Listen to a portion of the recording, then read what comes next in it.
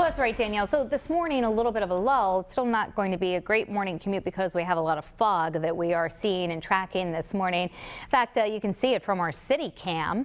And you don't see the buildings in the background due to some of that dense fog. Temperatures in the 40s this morning. We're 20 degrees warmer than yesterday morning, and we are going to see temperatures into the 50s later this afternoon and this evening, but it comes with a lot of unsettled weather. So radar this morning showing last bit of the showers from the evening and last night moving offshore this morning. There's more to our west, though. This kind of spring feeling storm with the mild air, the higher humidity coming in. We're going to see a lot of melting snow as that warmer air comes over the snow. It's generating the fog this morning.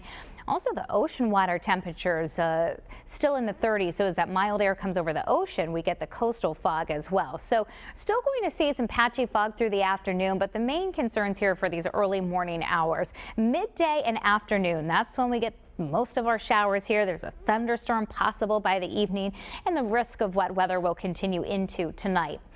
It's going to stay overcast and damp into a good part of Friday now, and it's looking colder on Saturday. We're watching an offshore storm system. Some of our computer models draw enough moisture back towards our coastline to give us maybe a few rain and snow showers, especially Saturday morning. So a kind of damp start to the weekend, looks better second half of the weekend. Dense fog advisory in effect for this morning until 10 a.m. All the areas shaded in gray.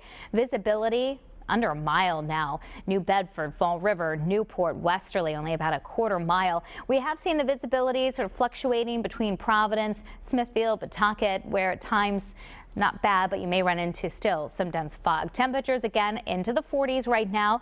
We'll stay close to 50 degrees in the early afternoon. I think we reach our high for the day, probably late afternoon or evening. Here's the live radar showing batch one moving out. Want to widen the view for you and show you that there's sort of two batches of moisture that we're keeping an eye on. This is part of that storm that brought the severe weather to the plains yesterday and last night. Well, now we're seeing that approaching front, low pressure riding along it, and moisture being drawn up the east coast. So that's where our showers will tend to fill in from as we head towards the afternoon. And our Futurecast still shows that little bit of a lull, 9-10 o'clock in the morning, but notice at lunchtime starting to see scattered showers. They'll continue through the afternoon and evening hours. This is around the time of the commute home.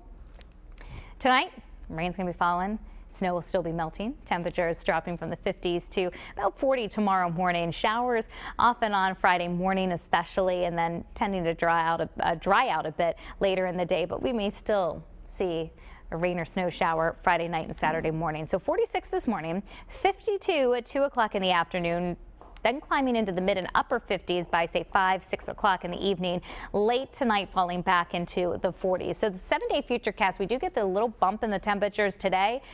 Doesn't last too long. So from 57 today to 49 tomorrow and 39 on Saturday. Again, looking a little bit unsettled, especially in the morning hours. It looks light right now, more of a nuisance than anything else. And then Sunday, back to brighter skies and a little bit of a warm up. Temperature